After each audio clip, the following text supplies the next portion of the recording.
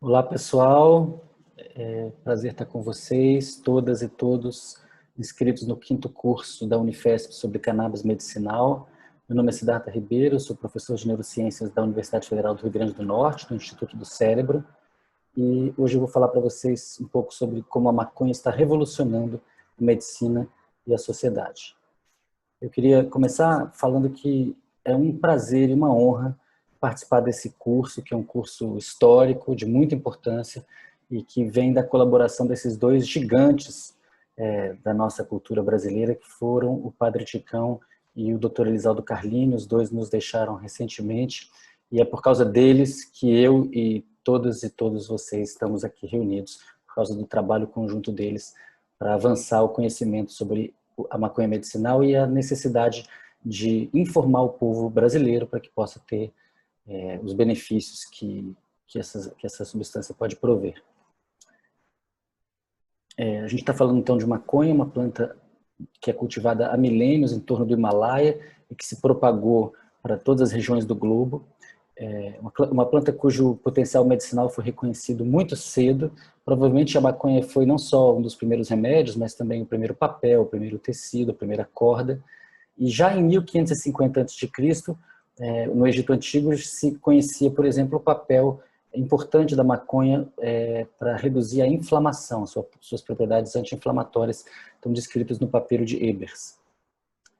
Hoje nós sabemos que a maconha contém muitas substâncias de potencial terapêutico. Algumas delas têm efeitos psicotrópicos ou psicoativos, outras não têm, ou têm efeitos que não são considerados psicotrópicos. E aqui está um exemplo de várias dessas substâncias, como o CBD, o CBG, o CBC, o CBDV, etc., que têm várias propriedades de interesse medicinal, porque são analgésicos, estimulantes de crescimento de osso, anti-inflamatórios, imunossupressivos em alguns casos, antiepilépticos, antiproliferativos, antibacterianos, e substâncias que às vezes têm efeitos contrários e que podem ser combinadas para gerar remédios muito específicos, para necessidades específicas dos pacientes. Tradicionalmente, há milênios, a maconha é plantada para a obtenção de fibras na forma de cânhamo, mas também em algumas variedades o que se espera não é a produção de fibras, mas a produção de resinas, de lipídios que são psicoativos, que são medicinais, que são terapêuticos.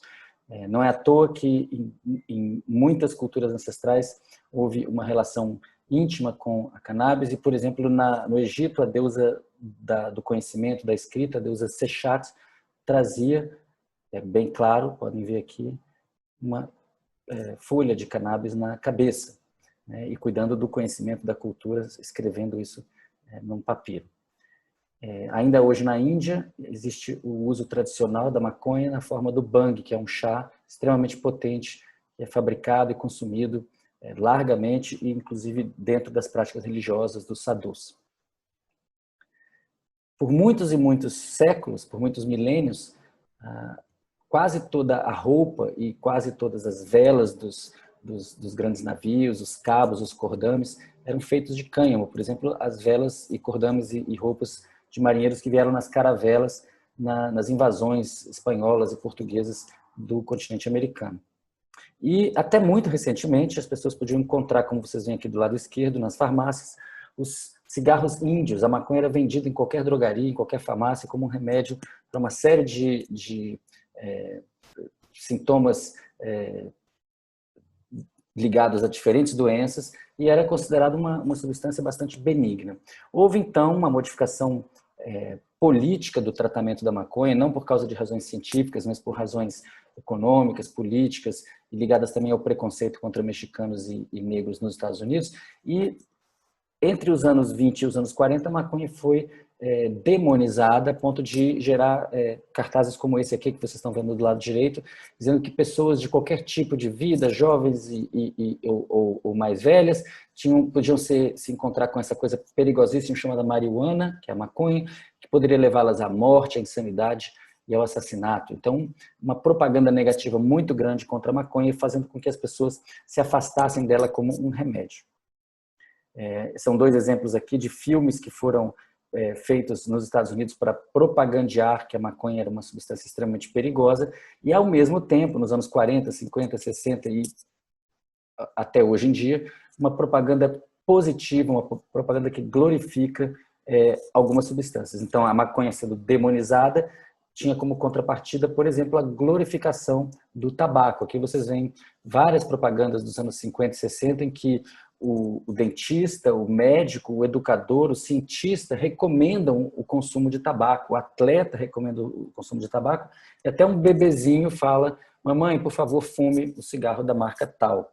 Então, essa glorificação, esse endeusamento de certas substâncias, hoje nós sabemos não tinha nenhuma base científica, né? Hoje nós sabemos que o tabaco causa câncer, o consumo fumado do tabaco causa câncer, mas nesse momento isso era vendido como sendo inclusive uma posição científica envolvendo profissões que são próximas da ciência.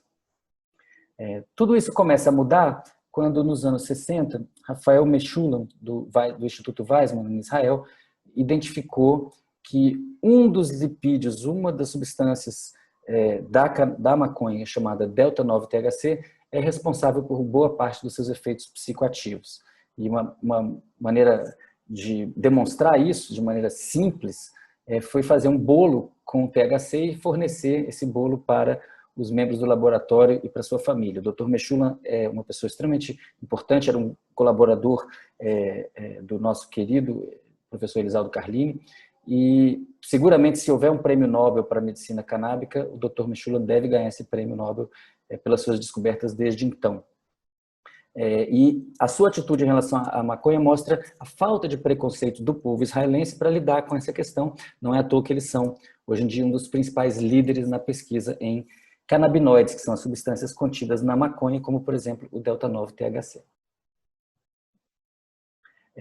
Aqui vocês estão vendo um gráfico que mostra as publicações sobre canabinoides ou maconha, marihuana, ao longo do tempo. Vocês veem que elas eram muito poucas até a descoberta do professor Mechoulam, em 64, a identificação do delta-9-THC como sendo o principal componente psicoativo da maconha. Isso, logo em seguida, existe um grande aumento de 38 para 222 artigos. No período seguinte, de 70 a 74, mais de 1000 artigos, mas depois, por causa da guerra às drogas, por causa da perseguição à maconha e outras substâncias, essa produção científica ela vai sendo arrefecida, ela vai caindo ao longo dos anos 70 e 80, até que no final dos anos 80 é clonado o primeiro receptor conhecido para canabinoides, né, o receptor CB1, que tem uma expressão concentrada no cérebro, em várias regiões do cérebro, como o hipocampo, o cerebelo, o caudato putamen, etc.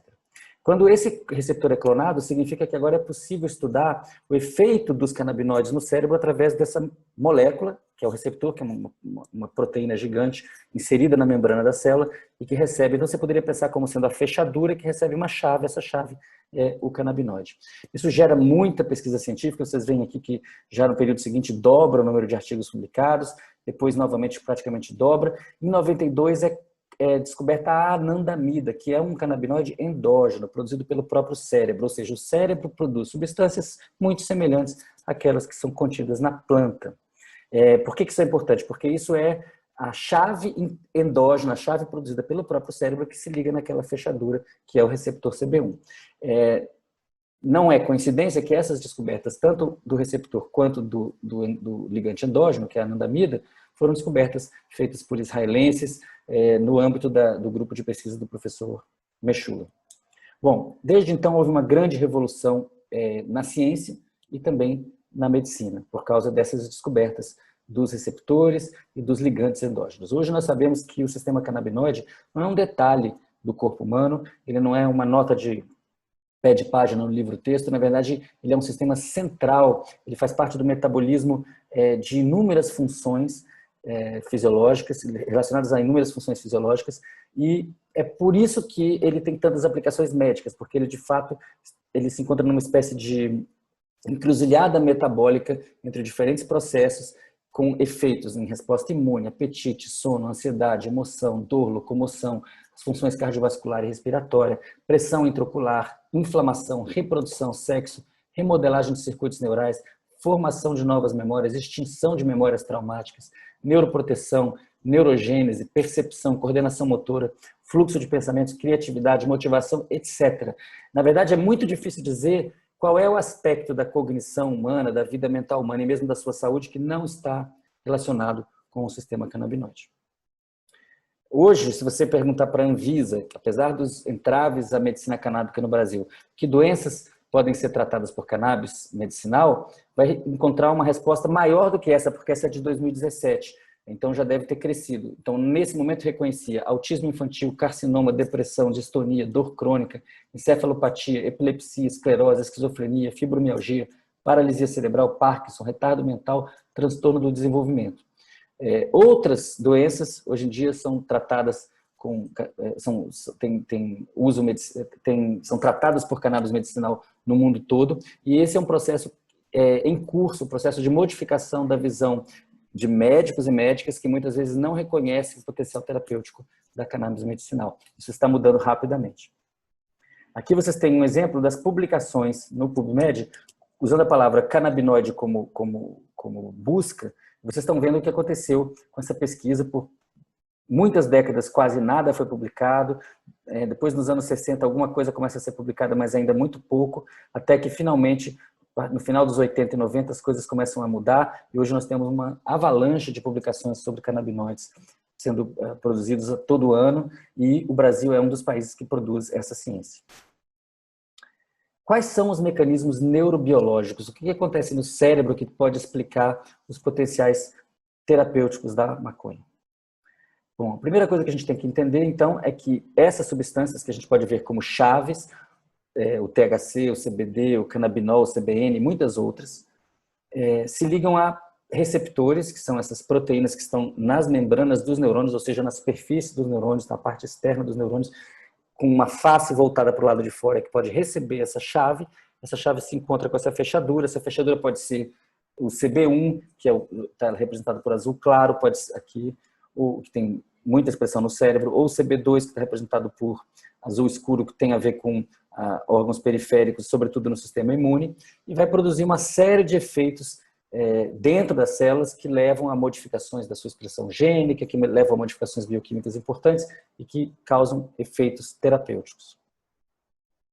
Aqui vocês têm um exemplo de um desses receptores, uma proteína enorme, com várias partes. Essa aqui é a parte interna da célula, aqui está a membrana, aqui está a parte externa. Quando uma substância de interesse se liga, pode ser, por exemplo, a anandamida, que é produzida pelo próprio cérebro, se liga ao receptor, vai produzir modificações internas nessas proteínas que vão causar as respostas bioquímicas metabólicas.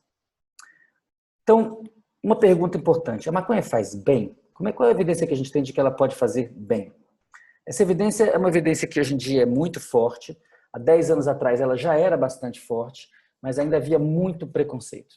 Então, por exemplo, o Dr. Sanjay Gupta, que é o médico oficial da rede de notícias CNN, seria como assim, o Drauzio Varela dos Estados Unidos, né, sempre é chamado para falar de questões ligadas à saúde e à medicina na CNN. Inicialmente, ele produziu material, gravou um documentário dizendo que a maconha medicinal não deveria ainda acontecer, que era muito cedo, que não havia pesquisas, que havia alternativas muito melhores. E depois ele se arrependeu. Isso aqui é um exemplo quando ele fala: por que eu mudei minha cabeça sobre a maconha?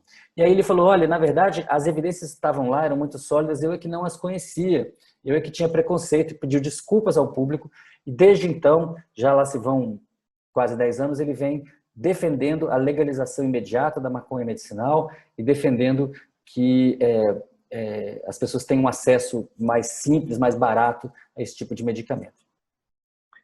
A CNN fez vários documentários chamados WEED, como está escrito aqui, W-E-E-D. Vale a pena vocês procurarem na internet, porque tem muita informação de qualidade.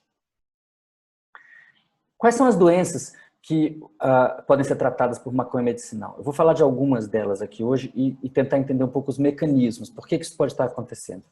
Então, várias doenças diferentes, como epilepsia, mal de Parkinson, a síndrome de Tourette, as dores crônicas ou dores neuropáticas, estão relacionadas a um excesso de sincronização neural ou a uma inadequação da sincronização neural. Ou seja, vários neurônios, quando estão funcionando, podem estar excessivamente sincronizados, funcionando demasiadamente em conjunto, causando, por exemplo, uma convulsão, ou causando tremores, ou causando espasmos ou contrações involuntárias que são patológicas. Então, hoje nós sabemos que os canabinoides podem desincronizar neurônios sem mudar a sua atividade total, sem mudar a sua taxa de atividade. Nós sabemos que os efeitos na epilepsia são importantes há muito tempo. Não é verdade que a ciência descobriu isso agora. A primeira publicação científica sobre esses efeitos data de 1843, né, que é essa daqui que eu estou mostrando para vocês, do médico chamado O'Shaughnessy, que foi para a Índia e descreveu as propriedades antiepilépticas da maconha. Aqui a gente tem evidências bastante recentes, com ensaios clínicos randomizados, testando a possibilidade de usar o canabidiol, o CBD, que é um canabinoide específico da maconha, no caso de convulsões resistentes a tratamento refratárias para síndrome de Dravet. E os efeitos são positivos. Aqui é uma sequência de estudos de vários tipos diferentes, estudos de caso, estudos com pesquisas com pacientes, ou em alguns casos ensaios mais controlados, randomizados, duplos cegos, mostrando o potencial dos canabinoides para tratamento do Parkinson, sobretudo dos tremores, da discinesia, que se segue a um tratamento prolongado com levodopa. Esse é um estudo muito importante que eu estou mostrando, vale a pena quem quiser se aprofundar, estudo feito em roedores, mostrando justamente essa propriedade de desincronização que os canabinoides têm, que pode ser muito útil no caso de uma epilepsia, porque quando a pessoa tem epilepsia e tem demasiada sincronia entre os neurônios, o jeito tradicional de lidar com isso é abaixar a atividade dos neurônios, de forma que eles não produzam essas sincronizações de muitos neurônios, levando a convulsões. Mas para que isso aconteça, então, é reduzida a atividade dos neurônios e a pessoa fica torporosa, com pouquíssima capacidade de interagir com o ambiente. Os canabinoides conseguem manter o disparo total dos neurônios, o funcionamento dos neurônios não se altera muito, mas os momentos em que eles acontecem ficam menos alinhados, eles ficam um pouco mais bagunçados, é o que vocês estão vendo do lado direito, que é antes da aplicação do canabinoide, aqui é depois.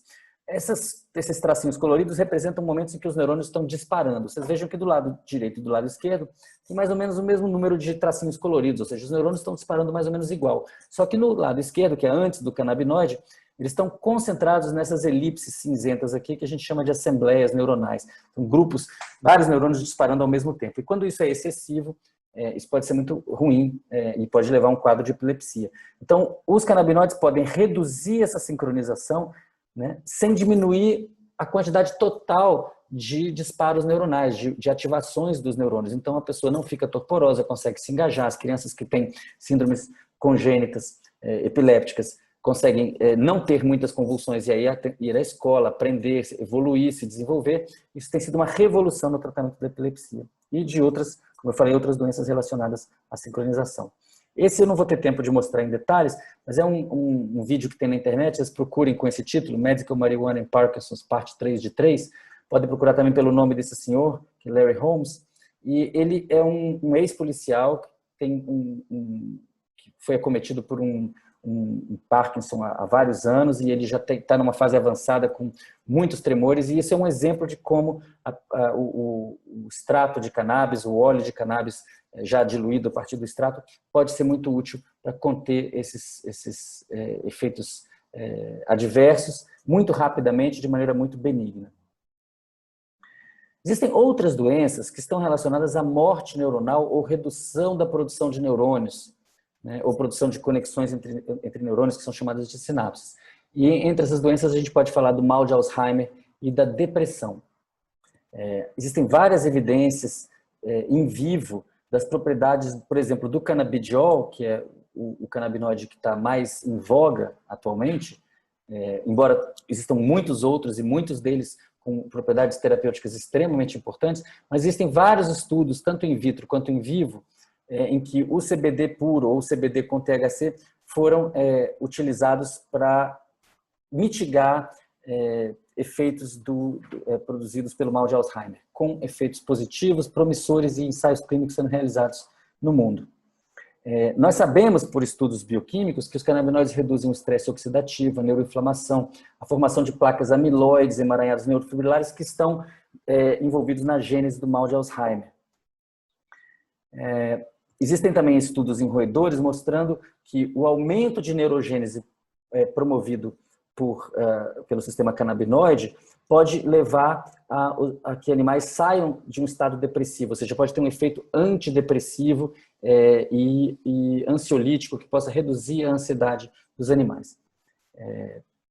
Muito recentemente, algo recentemente, em 2017, esse artigo foi publicado na Nature Medicine, é um artigo extremamente importante de um grupo alemão de muita credibilidade, do Andreas Zimmer, foi feito em camundongos, ou seja, não se trata de um efeito placebo, e os animais foram tratados ou com veículo, uma substância inerte, ou com THC, né? Que é justamente um dos canabinoides que é muito demonizado, fala-se muito mal do THC em alguns círculos médicos no Brasil, e esse é um bom exemplo, um artigo bastante importante mostrando que isso não deve acontecer, que nós devemos entender que o THC tem propriedades terapêuticas importantes. Então, esses animais foram tratados por 28 dias com THC e depois eles foram testados em diferentes tarefas de reconhecimento de objetos, reconhecimento de outros animais e de navegação espacial. E eu vou mostrar para vocês aqui só o resultado da navegação espacial. Vocês estão vendo aqui animais jovens, aqui esses gráficos, animais maduros, já adultos,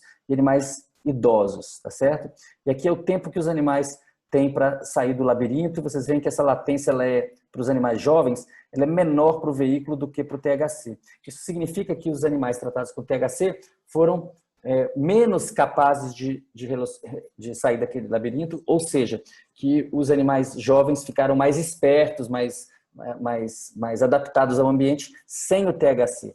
Por outro lado, nos animais maduros, adultos e nos animais idosos, nós verificamos o contrário. Essa linha tracejada do THC está abaixo da linha do veículo, tanto aqui quanto aqui. Então, o que vocês estão vendo aqui no caso dos animais adultos e idosos, foi benéfico para os animais, cognitivamente benéfico, o tratamento com THC. Os animais ficaram mais espertos com THC. Um animal idoso com THC ficou tão esperto quanto um animal jovem sem o THC. Isso, eu tenho usado muito esse artigo para dizer que maconha não é para jovem, maconha é para velho. O uso precoce e abusivo de maconha é ruim para adolescentes. E o uso de maconha para adultos e para pessoas idosas é bastante recomendado, evidentemente dependendo das suas condições, da sua doença e dependendo do tratamento médico que ela possa receber. Então a gente tem que entender que aquilo que faz bem para uma determinada pessoa, numa determinada faixa etária, não necessariamente vai fazer bem para todas as outras. E é por isso que a gente precisa de mais conhecimento e mais informação, não só sobre as substâncias que são usadas, mas também sobre a genética, sobre a epigenética, sobre a história dos pacientes que estão buscando o tratamento com cannabis medicinal. Existem outras aplicações médicas importantes da cannabis, eu não vou ter tempo de citar todas, mas uma muito importante que a gente tem que ter em mente é o efeito muito positivo do tratamento canábico durante o tratamento para câncer. Nós sabemos há décadas que a maconha é muito importante para mitigar os efeitos colaterais da quimioterapia e da radioterapia. A maconha aumenta o apetite, reduz a ansiedade, reduz a dor, ela permite que a pessoa tenha um sono de melhor qualidade, ela permite que a pessoa se engaje em atividades prazerosas com mais facilidade. Então, a maconha é muito importante para que os pacientes oncológicos atravessem os longos desertos que são os períodos de quimioterapia e radioterapia. O que nós não sabíamos até 2014, e agora estamos sabendo cada vez mais, é que os canabinoides também são eles mesmos antitumorais, podem ter efeitos que eles mesmos atacam a raiz do problema, que é a proliferação de células cancerígenas. E há evidências disso para glioma, para câncer de mama, de pulmão, etc. Aqui é uma revisão de 2016, em que ele citava até então 18 artigos publicados sobre efeitos de canabinoides no tratamento de glioma, 11 para câncer de seios, 9 para pulmão, 7 para intestino, 5 para fígado, 3 para melanoma, 2 para próstata, 2 para tireoide, 2 para câncer de pele não melanoma e 1 para pâncreas. E essa lista vem crescendo. Os efeitos, no caso do glioblastoma, são bastante notáveis. E o que vocês estão vendo aqui é uma preparação in vitro de um modelo de glioblastoma humano. E o que vocês estão vendo é que, se não há tratamento, no caso o controle, a invasividade desse tumor ela foi marcada em 100%. Né? Com o THC, apenas, ela caiu para 50%. Com o CBD, apenas, ela caiu para 75%. E com a combinação entre CBD e THC, ela cai ainda mais, vai a cerca de 40%. Esse outro estudo aqui mostra um efeito bastante semelhante, um tumor in vitro que, sem tratamento, cresceu em 21 dias 45 milímetros cúbicos. Quando existe um tratamento com irradiação, que é o tratamento padrão, o tumor cresce, ele não cessa o seu crescimento. Quando existe o tratamento com canabinoides, com THC e CBD, ele cresce menos, mas também cresce, vai a cerca de 30 milímetros cúbicos. E quando existe a combinação da irradiação com o THC e o CBD, o tumor praticamente não cresce. Então, é muito importante que a gente entenda que os canabinoides são úteis nos tratamentos oncológicos e que é importante fazer uma intervenção precoce, é importante chegar cedo no paciente, na paciente, com esse tipo de opção, para que a pessoa... Porque vocês estão vendo aqui que nesse modelo a irradiação sozinha não resolve o problema. Então a pessoa passa por uma radioterapia muito agressiva e muitas vezes ela não vai conseguir deter, de fato, a progressão do glioma. Em Israel, atualmente, existem 25 mil pacientes tratados com cannabis medicinal, não tem preconceito com a cannabis, ao contrário, em muitos lugares as pessoas recebem já maconha medicinal logo no início, ao serem internadas, admitidas no hospital, e existe lá um interesse muito grande, tanto dos cientistas quanto das empresas, em criar uma medicina personalizada utilizando a maconha medicinal. Então, no laboratório do David Mary, que é um cientista muito importante em canabinoides, lá no Technion, no Instituto Israelense de Tecnologia, eles estão pesquisando vários canabinoides diferentes, não apenas THC e CBD, e buscando para casos específicos, para um tumor específico, ou no caso de câncer, ou para uma epilepsia específica, no caso de uma epilepsia congênita, estão buscando fazer cultura de tecido com as células daquele paciente, naquela condição, naquele momento, e aí aplicar várias combinações diferentes de canabinoides, usando robôs para poder fazer todas essas misturas, automaticamente pipetando isso em muitas plaquinhas diferentes, para depois dizer, olha, para essa pessoa, para essa paciente em particular, com essa condição específica, nesse momento a melhor combinação é tal. E aí produzem esse remédio. Isso, evidentemente, está há anos-luz do Brasil, que ainda está discutindo a possibilidade de legalizar outros componentes psicoativos da maconha que não sejam o canabidiol. As pessoas continuam tratando a maconha como sendo do mal e o canabidiol como se fosse uma coisa do bem. Quando, na verdade, todas as substâncias contidas na maconha, não só os canabinoides, mas os terpenos, os flavonoides, têm interesse medicinal e precisamos fazer mais ciência, e não menos, para poder avançar. Bom, então é óbvio, já fizemos aqui um percurso que a gente pode concluir que a maconha claramente pode fazer bem. Sim, ela é um remédio importante. A maconha pode fazer mal? Existem grupos de risco importantes para a maconha? O que a gente precisa saber para se proteger dos potenciais riscos que o consumo da maconha pode causar? Aqui vocês estão vendo uma classificação bastante tradicional, bastante respeitada dos riscos do uso de diferentes substâncias, tanto do risco para si mesmo, que está em azul, quanto do risco para outras pessoas, que está em vermelho. É um ranking produzido na Inglaterra, sob a coordenação do professor David Nutt.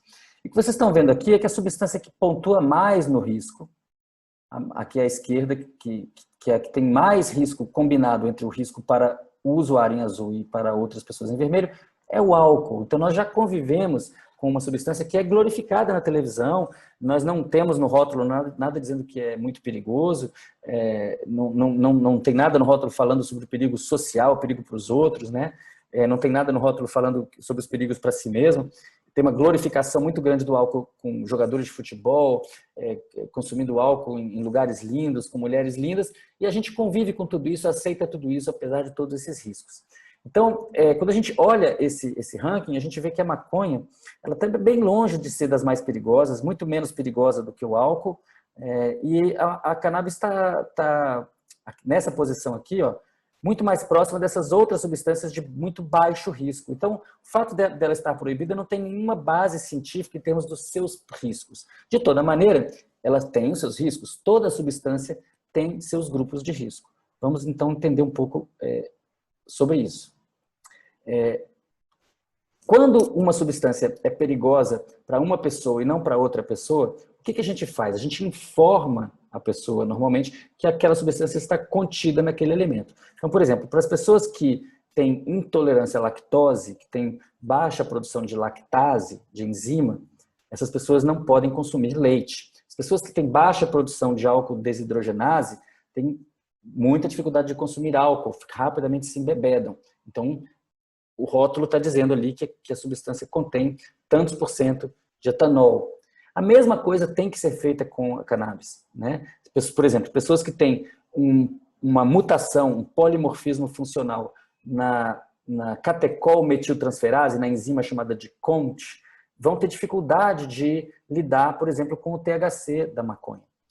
E vão também ter dificuldade de lidar com várias outras substâncias, né? Então, essas pessoas devem se abster do consumo do THC. E essas pessoas podem, inclusive, ser identificadas porque é uma mutação muito específica, a troca de uma valina por uma metionina na posição 158. Então, por que nós vamos tratar diferente o caso da intolerância à lactose, ou da intolerância ao álcool e da intolerância, por exemplo, ao THC? Nós não deveríamos. O que nós deveríamos é informar as pessoas que aquela substância está contida naquele alimento, naquela preparação farmacológica. Quais são os grupos de risco para cannabis, para maconha? Então vamos lá. Um grupo de risco importante é o de gestantes e lactantes. Existe um debate sobre se a maconha de fato é perigosa para gestantes e lactantes, qual maconha seria mais perigosa, contendo quais canabinoides. Esse é um debate em aberto, mas as evidências estão cada vez mais apontando para o aumento dos riscos para gestantes e para lactantes com o consumo da maconha.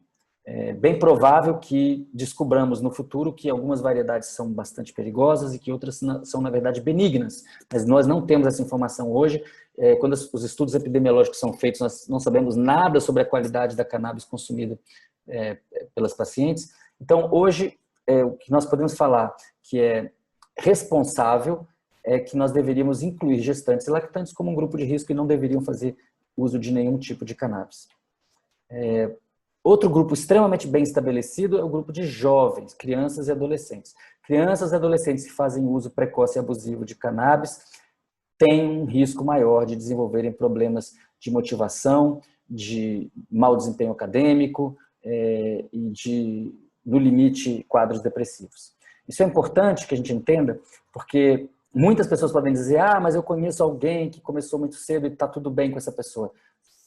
Com certeza, mas tem muitas outras para quem as coisas não ficaram bem. Então é importante proteger os jovens, é importante proteger os adolescentes do consumo precoce e abusivo, explicando quais são os riscos e explicando para eles por que eles devem evitar a maconha. Muitas vezes as pessoas, no afã de ajudar, acabam atrapalhando porque falam coisas equivocadas para os jovens. Então, se uma pessoa diz: olha, não fume maconha muito cedo, você não deve evitar a maconha porque a maconha mata neurônios. A maconha não mata neurônios, a maconha, na verdade, produz novos neurônios.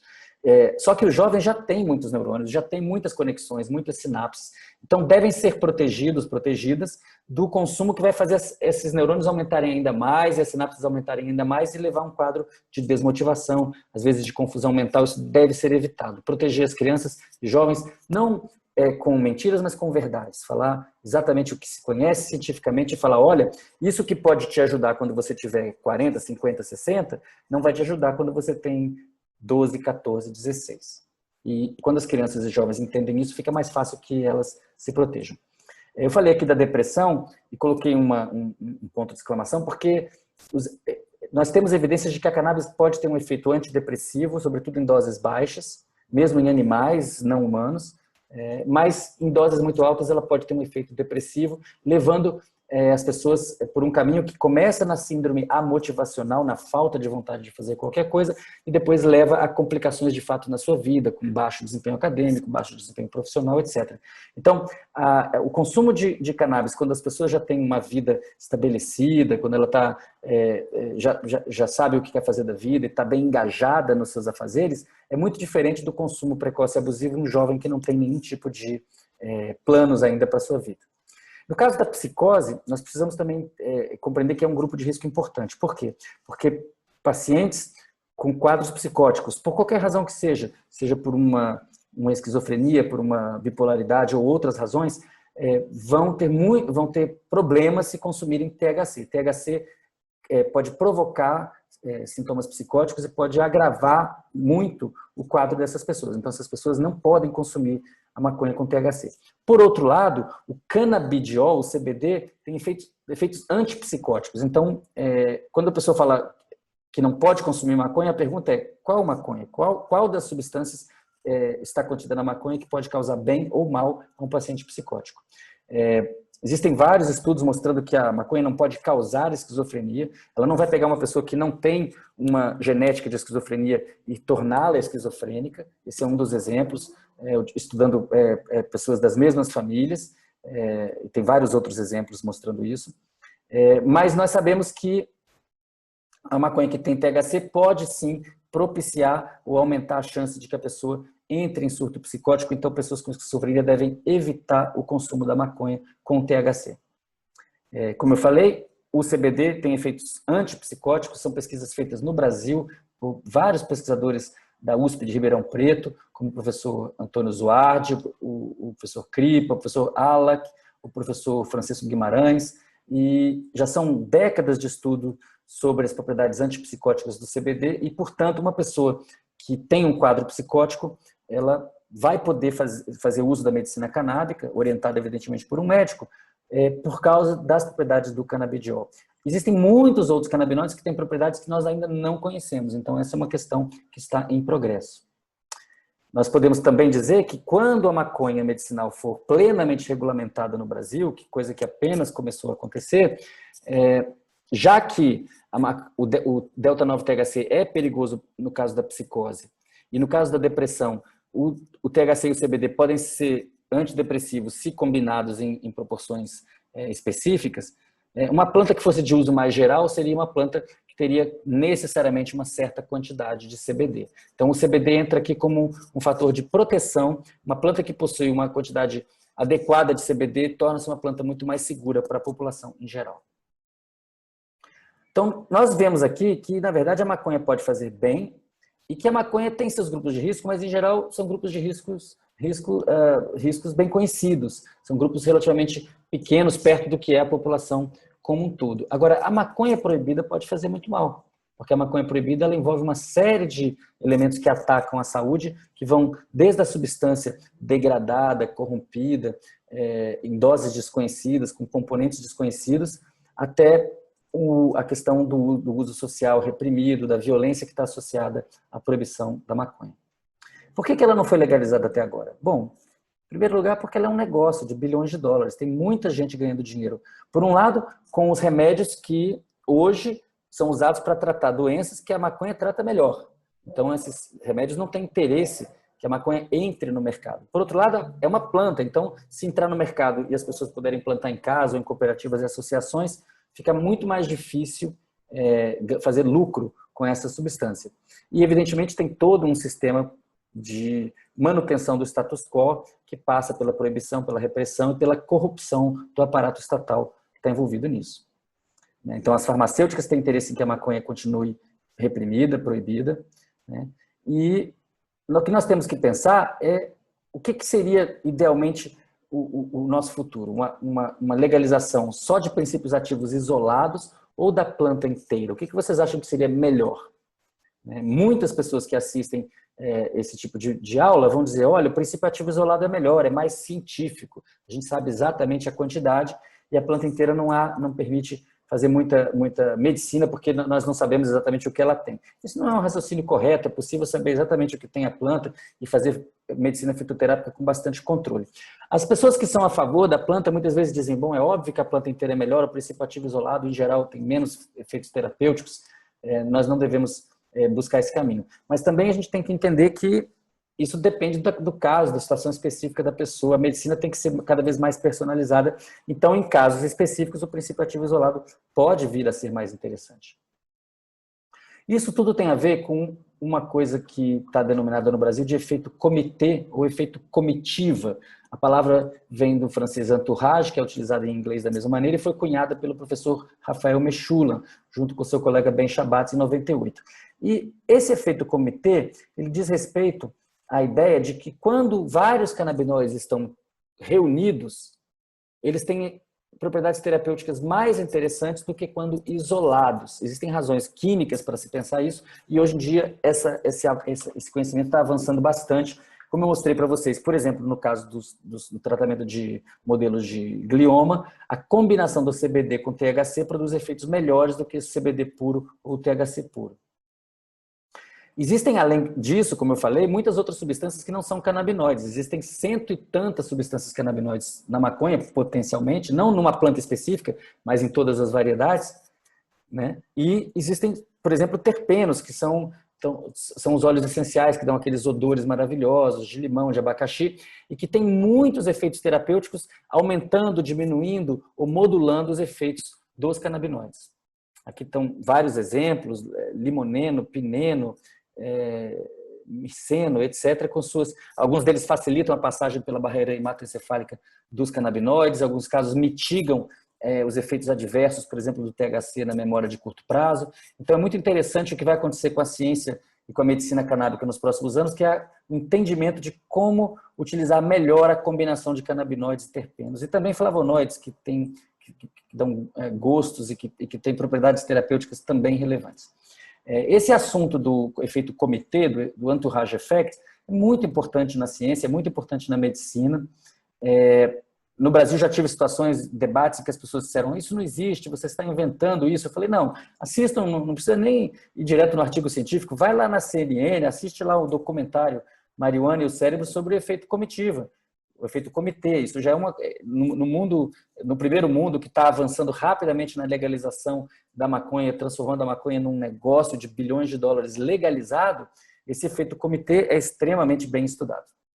Tá? E esse efeito comitê é importante porque ele significa que essa única planta, na verdade, ela é uma variedade enorme de plantas com efeitos diferentes. Imagina uma mesa de som em que cada uma das moléculas é um desses botõezinhos. Quantas combinações de botõezinhos diferentes você poderia fazer para gerar um remédio? Muitas. Então é uma planta que é uma farmacopeia inteira. E é por isso que a indústria tem tanto medo, porque a maconha legalizada, ela compete com muito daquilo que está hoje na farmácia, que está hoje no bar, o que está hoje no supermercado. Uma substância com muitos usos diferentes e que mete muito medo na indústria, porque por ser uma planta que cresce tão fácil, é difícil monopolizar o lucro. O lucro vai haver, o lucro já existe, as grandes empresas já estão vendendo maconha, já estão colocando maconha no vinho, colocando maconha nos refrigerantes, componentes da maconha, canabinoides.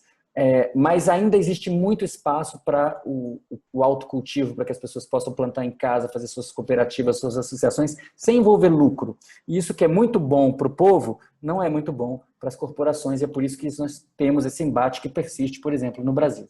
Então, o que eu estou dizendo aqui é que, dependendo da combinação, das quantidades dessas diferentes moléculas, você vai encontrar efeitos totalmente diferentes. E isso é o que já se verifica para as diferentes variedades de maconha. Tem maconhas que são muito boas para a pessoa ficar alegre, se divertir, conversar. Outras são muito boas para dormir. Outras são muito boas para fazer exercício físico. Outras são importantes na hora que a mulher vai parir.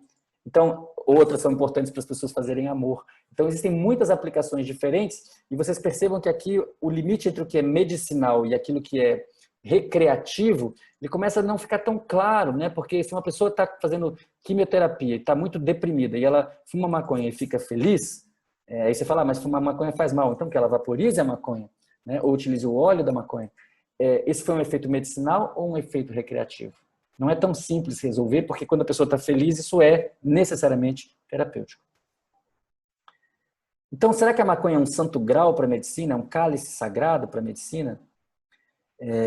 Nós temos que entender que a maconha não é um acidente, não é um acaso, não é um presente do Papai do Céu.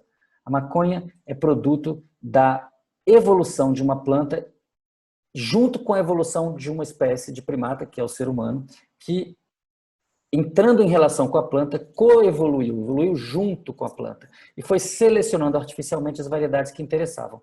Eu costumo dizer que a maconha está para as plantas como o cachorro está para os animais. É uma invenção humana que foi criada para satisfazer necessidades humanas. Se você procurar nos cachorros, é uma domesticação que começou há cerca de 25 mil anos atrás, a partir do lobo, de duas espécies diferentes de lobo, aparentemente, e foi levando a uma quantidade gigantesca de raças que são extremamente especializadas. Tem uma raça que é para pastoreio, tem uma raça que é para proteger a sua casa, tem uma raça que fica dentro de casa e que é quase um travesseiro e protege seu bebê, tem uma raça que puxa o seu trenó, tem uma raça que leva o uísque para a pessoa que caiu na avalanche e é muito específica, que é o São Bernardo. Você não trocaria, você não levaria um chihuahua para levar o uísque para a pessoa que caiu na avalanche, não é? Você não usaria o São Bernardo para passear no seu colo quando você sai à rua.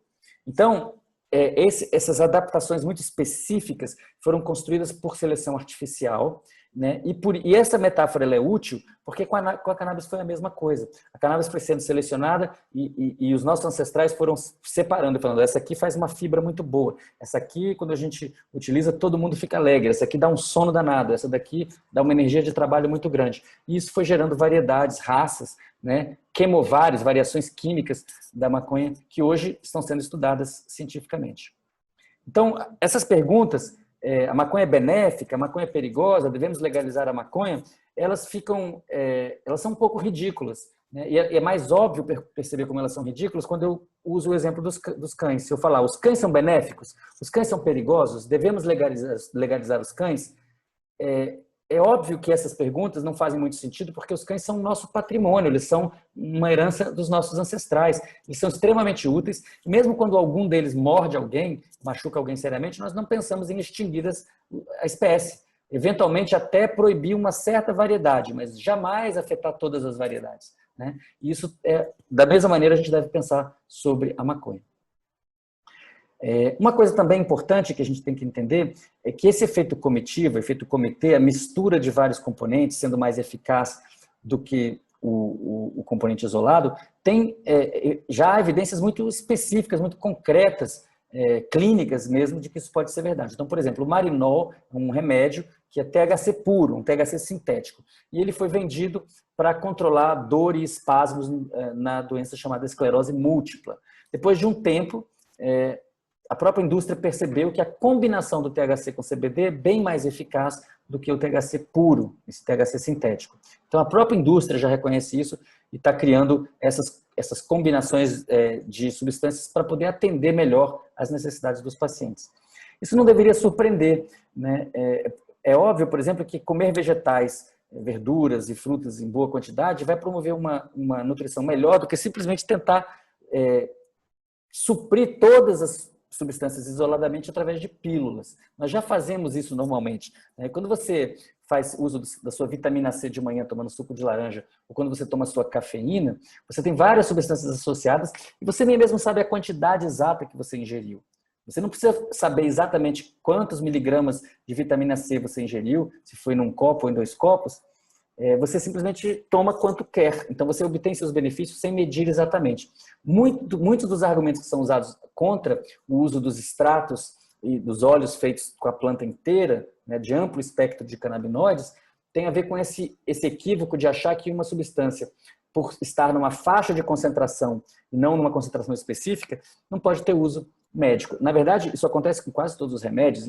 É muito raro que você tenha um remédio em que a dose exata é conhecida. Por quê? Porque você toma uma pílula, ou uma pílula e meia, ou 2 pílulas, mas o seu peso está variando. Você não está se pesando o tempo todo e ajustando a dose com exatidão de miligramas. Não, você trabalha dentro de uma faixa com a maior parte dos remédios. Não em todos os casos, mas na maior parte deles.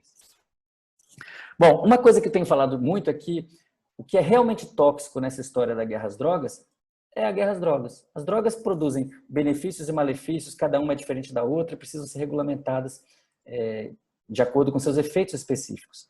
Agora, o que realmente pode matar pessoas em grande quantidade, mesmo pessoas que não utilizam nenhuma dessas drogas, é a proibição das drogas. É a guerra às drogas. Pode matar uma pessoa que jamais utilizou drogas ilícitas com um tiro na cabeça, uma bala perdida, uma confusão entre vendedores a varejo de substâncias proibidas e policiais negros e negras, pobres matando negros e negras pobres em geral nas comunidades periféricas do Brasil inteiro. Então, isso precisa mudar. E a proibição, ela é muito deletéria mesmo, ela é muito tóxica, porque ela compromete as 3 dimensões do uso da maconha. Qualquer substância, maconha ou qualquer outra, tem 3 dimensões de uso, que são a substância, né? Que substância você tomou, qual foi a dose, se estava contaminada, se não estava, se estava degradada, se não estava, tem que estar no prazo de validade, não está. Tudo isso que tem que estar contido na embalagem, na bula de um remédio normal, está prejudicado no caso da proibição. Então, a pessoa consome uma maconha, está doente, precisa do remédio, consegue um óleo no mercado ilegal, e aí ela não sabe o que está consumindo. Então, ela se torna automaticamente refém dessa situação, ela fica vulnerabilizada pela própria guerra às drogas. Segunda dimensão de uso que é comprometida, no caso da proibição, é do corpo, né? É muito importante que nós conheçamos os grupos de risco, é muito importante que as pessoas que são de grupos de risco saibam que são de grupos de risco. Então, uma pessoa que, por exemplo, tem uma tendência à psicose, ela precisa saber que não pode consumir THC. E ela precisa saber que se ela quiser utilizar um óleo medicinal rico em canabidiol, isso vai ser terapêutico para ela, provavelmente. E para que ela saiba disso, ela precisa ter um debate aberto sobre esse assunto, o que é muito difícil na proibição, né? O terceiro aspecto, terceira dimensão do uso que fica comprometida no caso da proibição é o aspecto social, o contexto social do uso. Então, a proibição leva à violência, leva à paranoia, marginalização, e tudo isso faz com que as experiências das pessoas com a cannabis medicinal sejam experiências muito menos terapêuticas do que poderiam ser se houvesse um contexto de paz, harmonia e legalidade. Então, agora eu volto àquela pergunta para vocês. O que seria melhor? Que nós tivéssemos uma ampla legalização e regulamentação da planta inteira, ou dos seus extratos e óleos feitos com a planta inteira, ou os princípios ativos isolados? Vamos fazer uma votação aí, todo mundo está assistindo. Decida se você quer a planta inteira, se você quer o princípio ativo isolado. Façam seus votos. Bom, meu voto é que depende. Por que depende? Porque para a maior parte dos casos, a ciência está apontando, sugere fortemente que na maior parte dos casos será o uso da planta inteira, do extrato da planta inteira, do óleo da planta inteira, ou de alguma preparação específica, seja na forma de creme, de pasta, de plantas inteiras com um amplo espectro de canabinoides, que vão ter mais uso medicinal, que mais serão úteis à saúde do povo.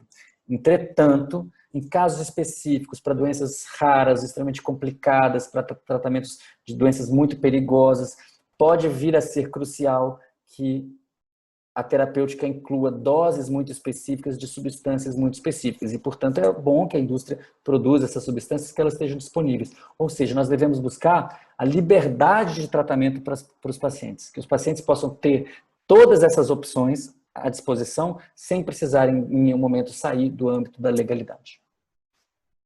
Agora, também temos que entender que o impacto social da proibição é muito grave, e aqui eu volto a evocar a figura do Padre Chicão e da luta constante do Padre Chicão por igualdade, por justiça, por fraternidade, por saúde para todos e todas.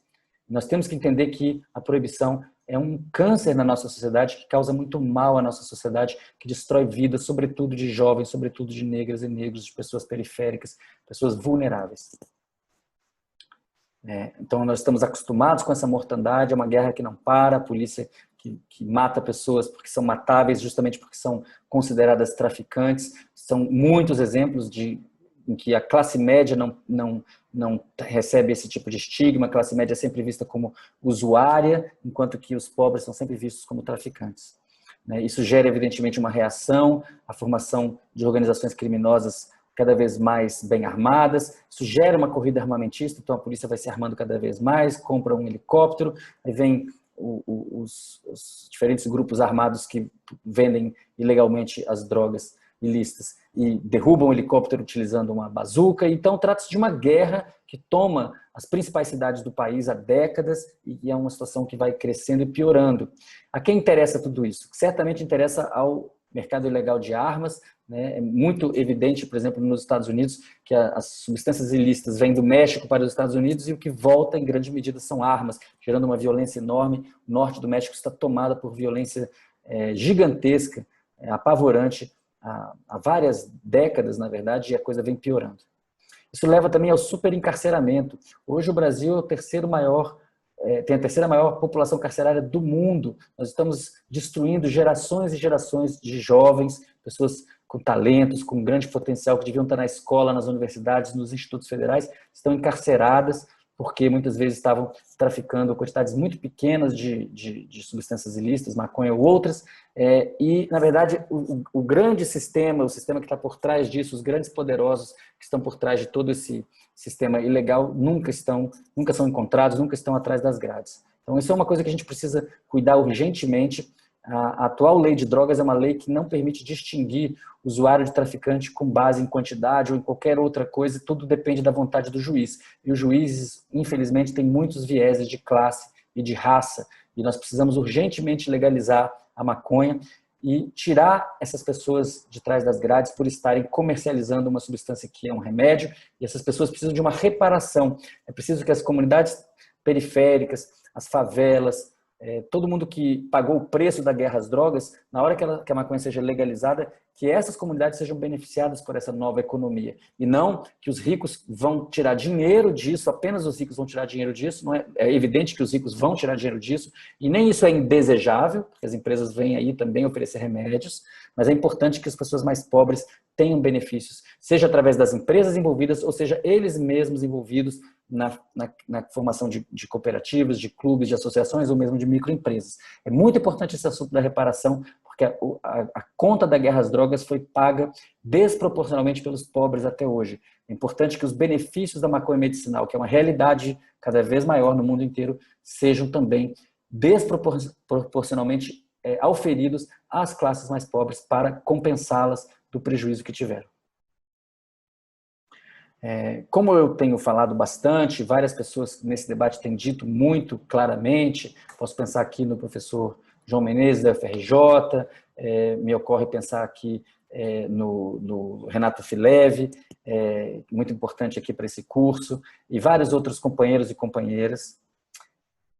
O que realmente é um liberou geral em relação à maconha e os psicodélicos e outras substâncias, que hoje são ilegais, a verdadeira liberação geral é essa proibição atual. Por quê? Porque qualquer pessoa de qualquer idade consegue comprar essas substâncias no mercado ilegal.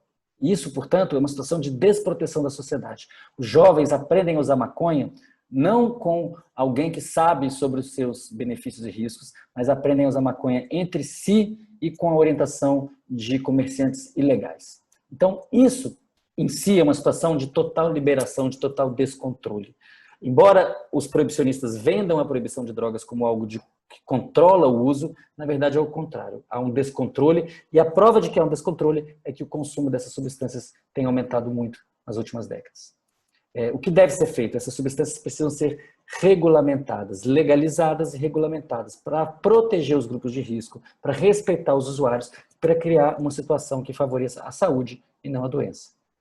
E para concluir, esse é o meu último slide, o que nós precisamos fazer, de fato, é buscar o caminho do meio, buscar o equilíbrio. Hoje, existem substâncias, como o álcool e o tabaco, que estão insuficientemente reguladas. Com o tabaco já houve uma regulação importante nos últimos 15 anos, né? E isso causou, inclusive, uma redução enorme do tabagismo. O tabagismo era de quase metade da população há 20 anos atrás, hoje está em torno de 15%.